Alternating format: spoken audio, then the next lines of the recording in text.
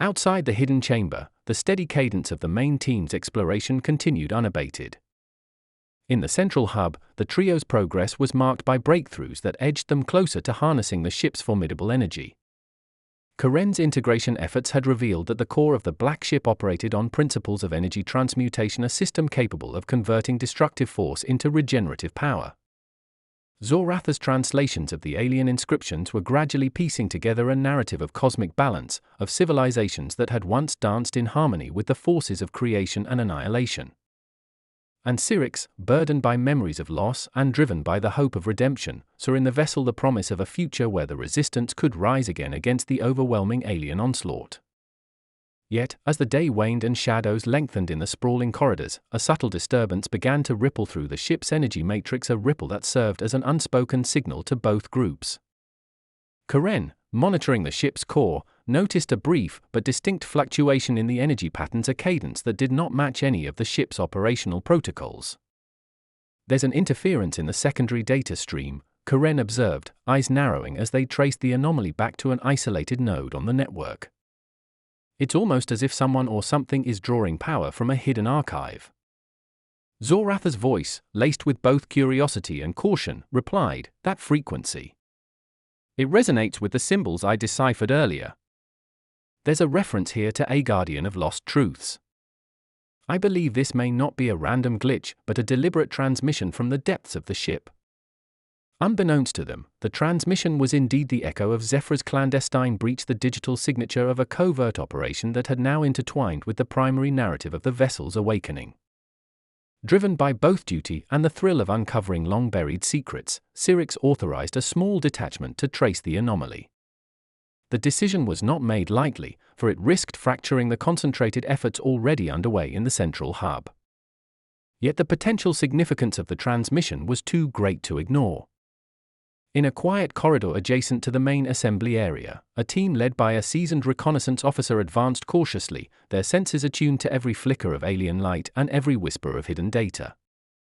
It was during this covert sweep that they encountered traces of a presence, a series of soft, deliberate footprints in the layered dust of the ship's ancient floors, unmistakably not those of the authorized resistance personnel. Following the trail, the Recon team found itself on the doorstep of the same sealed chamber that Zephyr had unlocked. There, within the glow of the hidden archive, they discovered a half-finished transmission, a garbled message that spoke of betrayal, sacrifice, and the dire need to expose secrets that could shatter long-held alliances.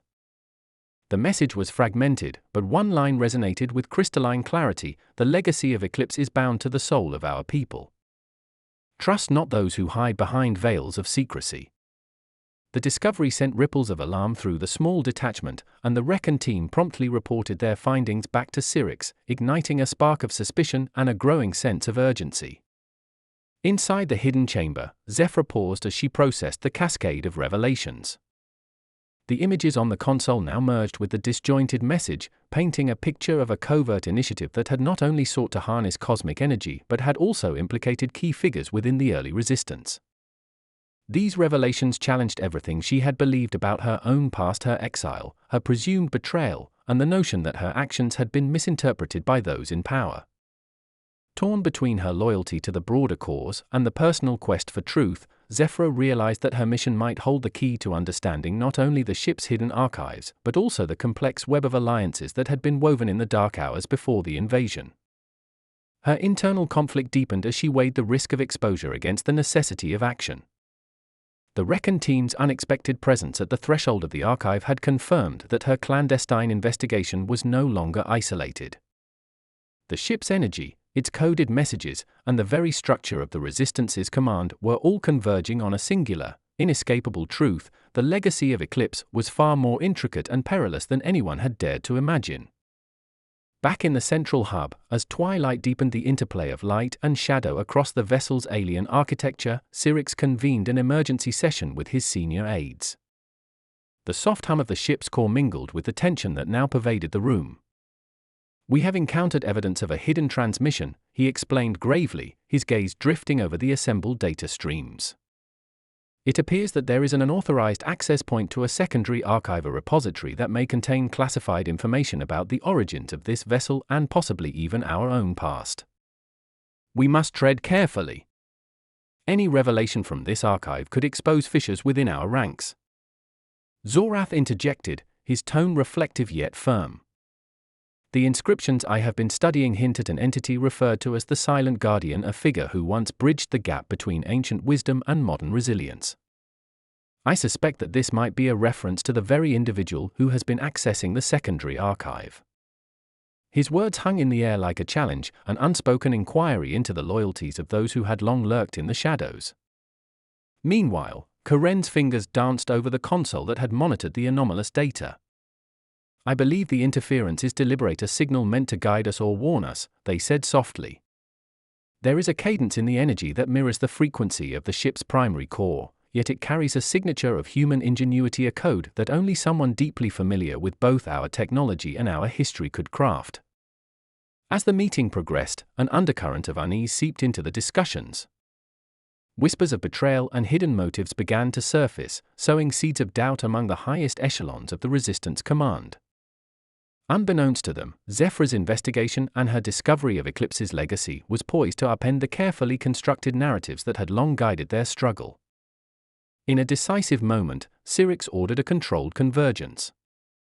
A specialized team, now including members from both the primary exploration unit and the reconnaissance detachment, was tasked with securing the hidden archive and integrating its findings with the ongoing research in the central hub.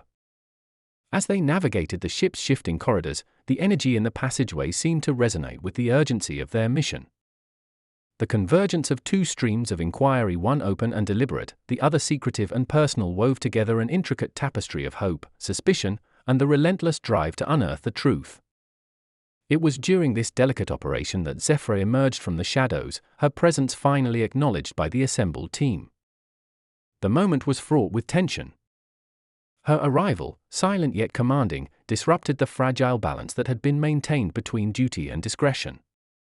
Commander Cyrix's eyes narrowed as he regarded her, searching for signs of duplicity in the face of the enigmatic operative. "Zephrah," he intoned, a mixture of relief and caution in his voice, "your presence here was not anticipated. Explain yourself." For a long, suspended moment, Zephrah regarded him with eyes that shimmered with both remorse and fierce determination. "I came seeking answers," she replied, her voice measured and steady. "I have long suspected that there are layers of our past left undisclosed, layers that might hold the key to understanding not only the Black Ship but the very genesis of our struggle. The data I recovered points to Project Eclipse, a convergence of science, belief, and betrayal. I needed to confirm its existence, to understand its implications, so that we may not repeat the mistakes of the past." Her words, delivered with quiet intensity, resonated with the assembled team. Zorath stepped forward, his scholarly demeanor tempered by genuine curiosity. "Project Eclipse," he murmured. "The inscriptions speak of a time when our ancestors sought to transcend the boundaries of mortal science, a time when the energies of the cosmos were harnessed to achieve balance. If what you say is true, then this project might be the missing link in our understanding of the alien incursion." Karen, whose fingers had been busy deciphering the alien code, interjected with a thoughtful glance at the holographic console. "The technology I've been analyzing is unlike anything we've encountered. It appears to be a fusion of our own lost heritage and an alien ingenuity that defies categorization. Perhaps Project Eclipse was an attempt to bridge that gap, a last-ditch effort to create a defense that could harness the power of the cosmos itself." Their voice trailed off as they pondered the magnitude of such a revelation. Cyrix's gaze remained fixed on Zephrah as he weighed her words.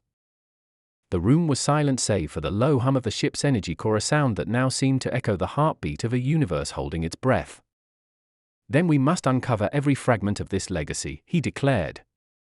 "We cannot allow history's secrets to remain locked away, for they may hold the key to saving our future." In the ensuing days, the dual investigations, one led by the core team and the other by Zephrah's covert analysis, began to merge. The hidden archive yielded data streams that painted a portrait of Project Eclipse as both a marvel and a cautionary tale. The project had been conceived during a time of desperate innovation, when a faction within the early resistance had collaborated with a mysterious cosmic entity in a bid to create a weapon capable of countering the alien threat. Yet the endeavor had been fraught with moral ambiguities and unforeseen consequences. The data revealed that the project's success came at a steep price, a sacrifice that, in some instances, had fractured loyalties and led to choices that haunted the survivors for generations. As the revelations unfolded, tensions within the resistance grew. Zephrah's disclosures stirred memories in those who had once been part of the project, memories of experiments conducted in secret laboratories and whispered promises of salvation that turned into bitter regrets. One such individual was Commander Orion, a veteran whose past was as enigmatic as the relics of Eclipse itself. Orion had long retreated into the fringes of the resistance, his silence a testament to the burdens of hidden guilt. When he was finally summoned to speak with Syrinx and the others, his weathered face revealed a tapestry of sorrow and determination. Project Eclipse was born of our desperation, he confided, his voice heavy with regret. We thought we could harness the cosmos to defend our people, but we underestimated the cost. Some of us lost more than our faith that day, we lost our very souls. The admission sent shivers through the room. Syrinx, ever the steadfast leader, recognized that these old wounds needed healing if they were to move forward united against the alien scourge. Our past informs our present, but it does not have to define our future, he declared, his tone resolute yet empathetic. We must learn from our mistakes, reclaim the knowledge that was hidden, and transform it into a force for hope. In the midst of these revelations, Zephrah found herself at a crossroads. The data she had uncovered not only implicated high-ranking members of the early resistance but also suggested that the aliens' arrival might have been catalyzed by the very energies unleashed during Project Eclipse. The realization that the seeds of the current catastrophe might have been sown by human ambition as much as by extraterrestrial malice left her with a profound sense of responsibility. It was a burden she chose to shoulder, determined to see that the truth, however painful, would not be buried again.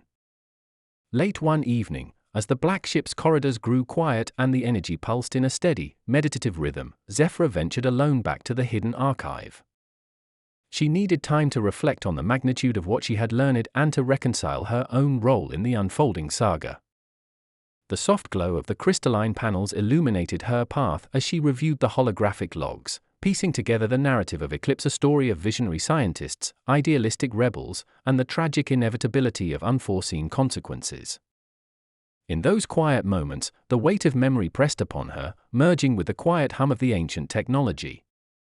She recalled the faces of those who had sacrificed everything, the hopes that had been pinned on a promise of cosmic redemption, and the silent warnings embedded in every pulse of energy. And as she did, she resolved to act as the bridge between the past and the future, a guardian of lost truths who would ensure that the legacy of Eclipse would serve not as a harbinger of despair, but as a beacon guiding the resistance toward a more enlightened path. The convergence of these intertwined investigations transformed the atmosphere aboard the Black Ship. The clandestine efforts of Zephrah and the collective endeavors of Syrinx's team began to yield breakthroughs that were as scientifically revolutionary as they were emotionally resonant. Through the integration of the hidden archive's data with the core systems of the ship, a new subsystem emerged, one that pulsed with a rhythm reminiscent of a living organism. This emergent network, a synthesis of human ingenuity and ancient alien technology, was capable of mapping energy flows in real time and predicting fluctuations in the ship's latent power. It was as if the vessel had chosen to reveal its deeper secrets only when the collective will of its guardians aligned with a purpose greater than mere survival. In a moment of quiet triumph, as the Resistance's engineers calibrated the new subsystem to interface with their own command networks, Zorath discovered a final, encoded message. Hidden within the layers of quantum data was an appeal, a message addressed not only to the current generation but to all who would inherit the legacy of Eclipse. In unity lies the power to transform darkness into light, the message intoned, a solemn promise echoing across the expanse of time. Its words resonated with everyone present, a call to reconcile the fragments of the past with the promise of a future yet to be written. As dawn broke over the ruined megacity outside, the Black Ship hummed with renewed vitality, a symbol of the convergence of science, memory, and the indomitable spirit of resistance. Commander Syrinx, standing with Karen, Zorath, Zephrah, and even the reticent Commander Orion, felt a surge of hope tempered by the gravity of their shared history. They had uncovered not only a weapon but a lesson, that the legacy of Eclipse was not one of failure but a challenge to learn, adapt, and ultimately transform the wounds of the past into the strength of tomorrow. In that charged moment, as light spilled over the horizon and mingled with the alien glow of the ship, the disparate threads of their journeys wove together into a single, unbreakable tapestry. The main narrative of the Black Ship's awakening had gained new depth from the clandestine subplot, a story of hidden truths, personal reckonings, and the courage to face uncomfortable realities. It was a reminder that in the grand tapestry of cosmic conflict, every soul carried its own burden of memory, every secret its own spark of potential redemption. And so, with hearts fortified by the revelations of Project Eclipse and the bonds forged in shared adversity, the Resistance prepared to face the next chapter of their struggle. The Black Ship, with all its mysteries and latent power, stood not only as a weapon against an alien foe but as a monument to the complexity of human endeavor, a beacon that promised that even in the darkest hours, the light of truth and unity could pave the way to a future reborn. Inside the softly humming command chamber of the Black Ship, a cool blue light bathed the faces of Commander Cyrix, Lieutenant Zorath, Engineer Karen, Covert Operative Zephyr, and the battle-worn Commander Orion. The ancient vessel pulsed with an energy that seemed to echo their own conflicted hearts, and on the holographic display, a single phrase glowed steadily: "In unity lies the power to transform darkness into light." Cyrix's deep-set eyes traced the words before he finally broke the silence. "We've uncovered more than just technology here. We've unearthed parts of our past we thought were buried forever," he said, his voice a blend of weariness and determination. "I believe that if we face these truths together, we can reshape our future." Zorath leaned forward, his iridescent eyes reflecting both wonder and unease. "Do you really think unity is enough, Cyrix? Sometimes I wonder if our collective guilt might be as heavy as the weight of our losses," he murmured. "I've spent nights poring over ancient texts, trying to decipher these symbols, each line a reminder of mistakes made in desperation. Can we truly overcome that?"